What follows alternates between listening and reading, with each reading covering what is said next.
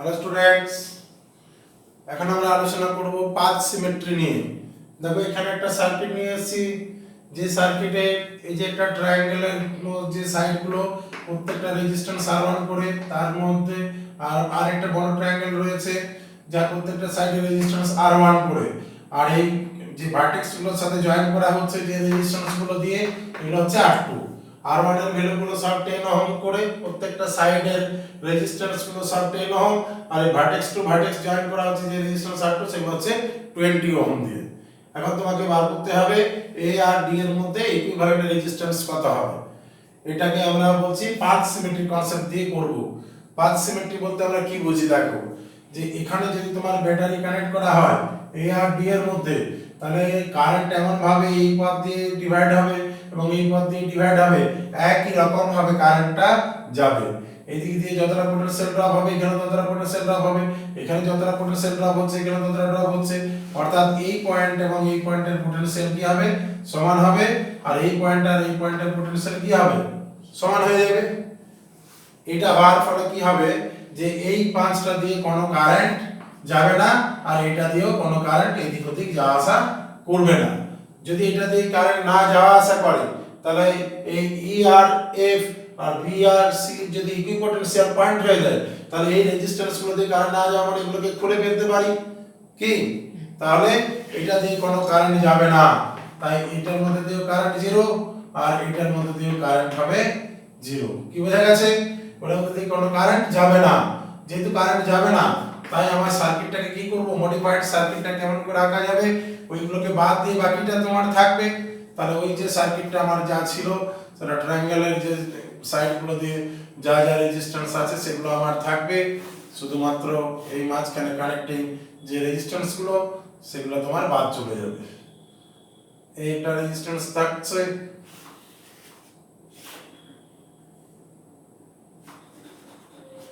এই পয়েন্টের সাথে এখানে যে রেজিস্ট্যান্সটা ছিল সেটা আউট হয়ে গেছে, এখানে যে রেজিস্ট্যান্সটা ছিল সেটা আউট হয়ে গেছে, এই রেজিস্ট্যান্সটা আছে আর এটা আছে। তাহলে এখানে যে জায়গাটা আসছে, এই জায়গার রেজিস্ট্যান্স R2, এটা R1, এটা R1, এটা R2, এটা R1, এটা R1, এটা R2, ARD, ARD। এই জায়গায় যে রেজিস্ট্যান্স, এটা হচ্ছে B, এটা হচ্ছে E, এটাকে আমরা বলছি C, এটাকে বলছি F, C এটাকে বলছি F। ঠিক আছে? তার মানে E আর F হচ্ছে ইকুইপোটেনশিয়াল, E আর F হচ্ছে ইকুইপোটেনশিয়াল পয়েন্ট, ইকুইপোটেনশিয়াল পয়েন্টস, আর B আর C হচ্ছে ইকুইপোটেনশিয়াল পয়েন্ট, এরা ইকুইপোটেনশিয়াল পয়েন্ট, ইকুইপোটেনশিয়াল পয়েন্টস। তাহলে কারেন্ট I E F এ দিয়ে কারেন্ট জিরো হবে, আর I B C দিয়ে কারেন্টটা জিরো হবে। কি বুঝতে পেরেছো? এটা দিয়ে কোনো কারেন্ট যাবে না, আর এটা দিয়ে কোনো কারেন্ট যাবে না, এই দুটো ব্রাঞ্চ দিয়ে কোনো কারেন্ট গেল না। তাহলে ওই রেজিস্ট্যান্স গুলোকে কি করব, আউট করে দেওয়া যাবে। এটা দিয়ে কোনো কারেন্টই যাচ্ছে না, সার্কিট এটা দিয়ে কোনো কারেন্ট যাচ্ছে না, তাহলে সার্কিটটা দেখতে এখন এরকমের হয়ে গেল। এরপরে তোমার A আর D এর মধ্যে ইকুইভ্যালেন্ট রেজিস্ট্যান্স বার করতে হবে। তার আগে এখানে দেখো এই দুটো কি হলো, এদিকে খেয়াল করো, এই দুটো তো সিরিজে এসে গেল, তার সঙ্গে প্যারালাল। এই দুটোকে আগে সিরিজে করা যাবে, এই দুটোকে সিরিজে করে নাও।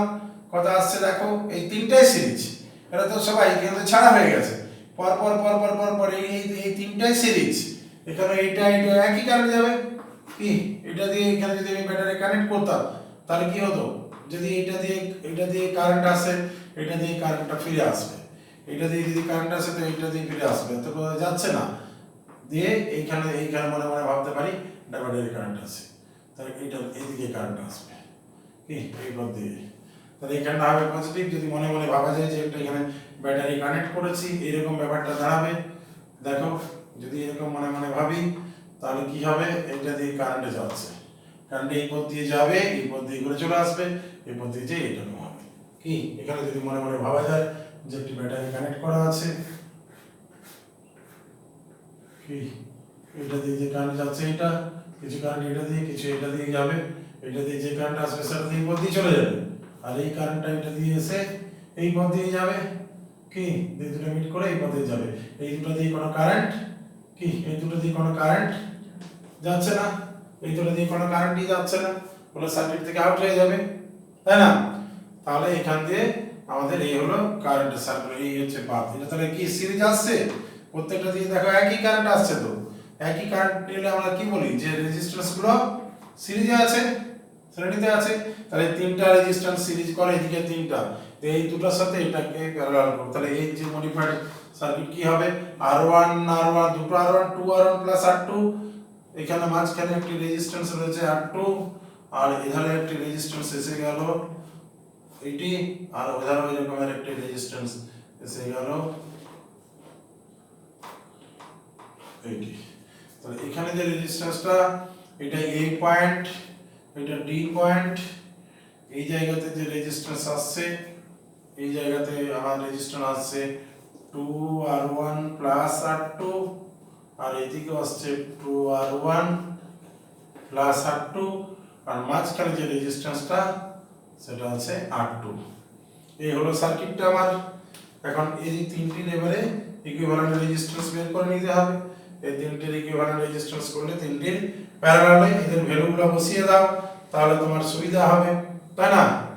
ভ্যালুগুলো বসাতে পারো অথবা নরমাল করে নাও। আর এডি যেটা আসবে 1 বাই করে now 1 by R AD is equal to 1 by R, এই দুটো প্যারালালে করলে একই রেজিস্ট্যান্স আছে, এটা ভ্যালুগুলো করে নাই ভালো, কারণ আছে এই ক্যালকুলেশনটা বড় হয়ে যাচ্ছে, তাই না? এখানে ক্যালকুলেশন করলে কত হবে, এইটার ভ্যালুটা 2 R1 আছে কি যে 10 প্লাস 20, তার মানে হচ্ছে 40 ওহম আসছে, এদিকে হলো 40 ওহম, এদিকটাও হবে 40 ওহম, আর মাঝখানে হচ্ছে 20 ওহম, 20 ওহম। তাহলে ইকুইভ্যালেন্টটা আসছে 1 by R AD is equal to 1 by 40 plus 1 by 40 plus 1 by 20, এটা সমান হচ্ছে 2, এটা 1 বাই 40 1 বাই 40 2 বাই 40, 2 বাই 40 মানে 1 বাই 20, 1 বাই 20 আর 1 বাই 20 মানে 2 বাই 20 মানে 1 বাই 10 হবে, অর্থাৎ আর এডি যে ভ্যালুটা আসবে সেটা হবে 10 ওহম। কি এডি রেজাল্ট আসছে, আর এডিটা 10 ওহম রেজাল্ট আসছে, কি ঠিক আছে? এটাকে আমরা করলাম কি পাথ সিমেট্রি। কি পাথটা দেখলাম যে এই পাথটাতে যেভাবে কারেন্ট যাবে এই পাথটাতেও সেই একই রকম ভাবে কারেন্ট যাবে।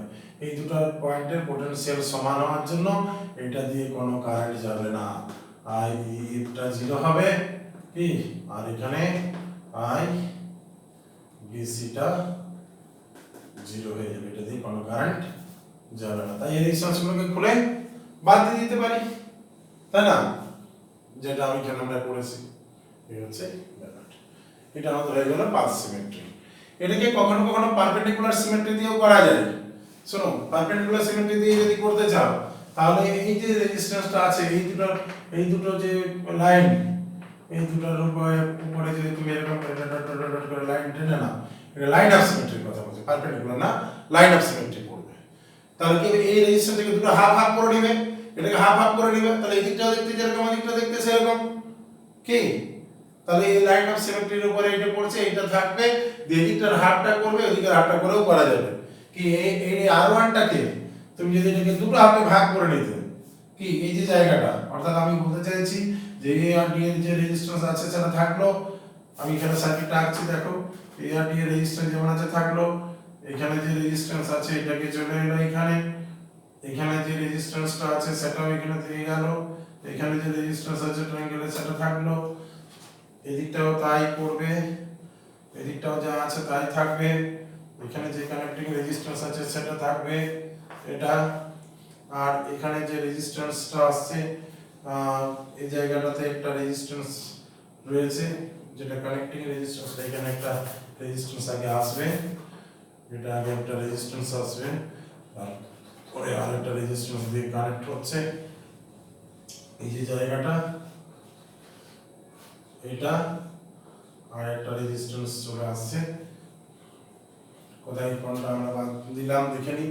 এই রেজিস্ট্যান্সটা এখানে গেছে, এই ট্রায়াঙ্গেলটা গেছে, এটাই গেছে, এটা একা হলো, আর একটা এই দুটো পয়েন্টের মধ্যে জয়েন্টটা বাদ রয়েছে। এটাকে একটু নামিয়ে দাও, এখানে রেজিস্ট্যান্সটা এখানে নিয়ে এসো, তাহলে এইখানে রেজিস্ট্যান্সটা এই জয়েন্টটা হবে।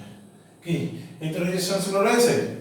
এখন এইটাকে যদি আমি দুটো হবে R1 টাকে এটা দুটো আমি ভাগ করে দিই, এখানে দুটো রেজিস্ট্যান্স, এটাকে এইদিকে একটা রেজিস্ট্যান্স আর এইদিকে আর একটা রেজিস্ট্যান্সে ভাগ করে নিই। এটা R1/2 আর এদিকটা একটা R1/2, কি R1/2 মিলে তো R1 কি হলো, তাই না?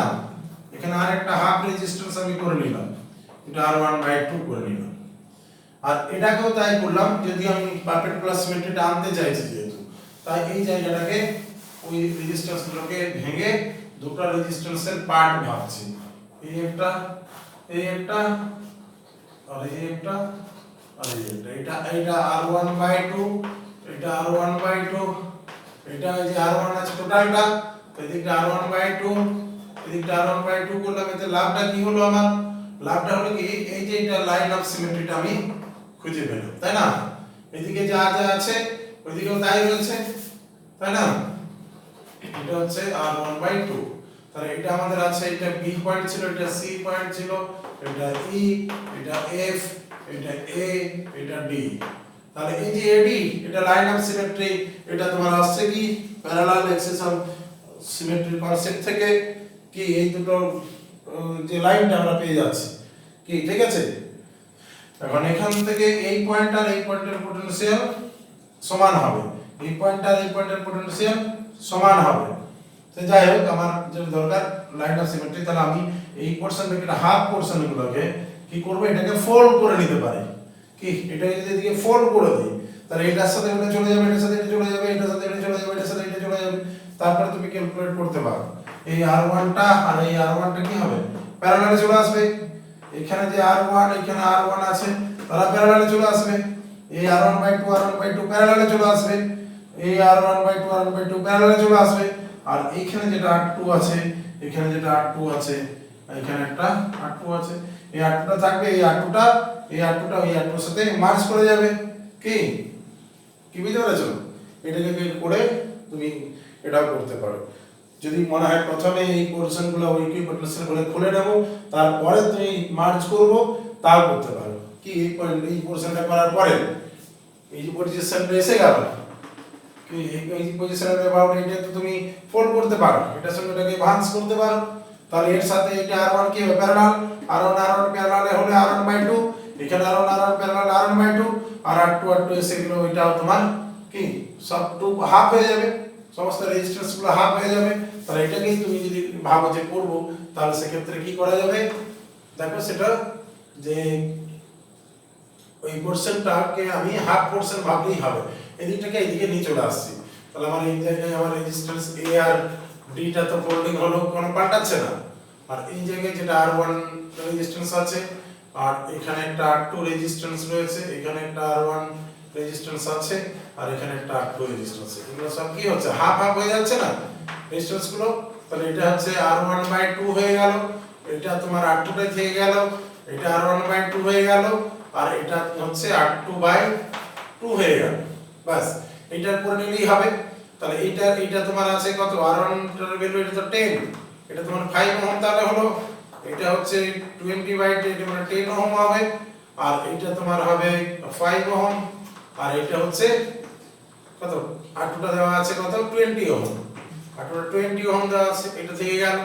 এইবারে দেখো এটা যখন করব, তখন এইদিকে যে তিনটা এই যে কি আছে 5 10 আর এই 5 মানে 5 5 10 আর 10 20, 20 সাথে 20 কি হচ্ছে প্যারালাল হচ্ছে।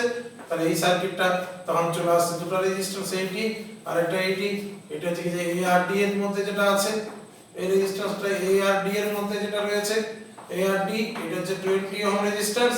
আর এইদিকে 5 5 10 আর 10 20, এখানে আসছে 20 ওহম রেজিস্ট্যান্স।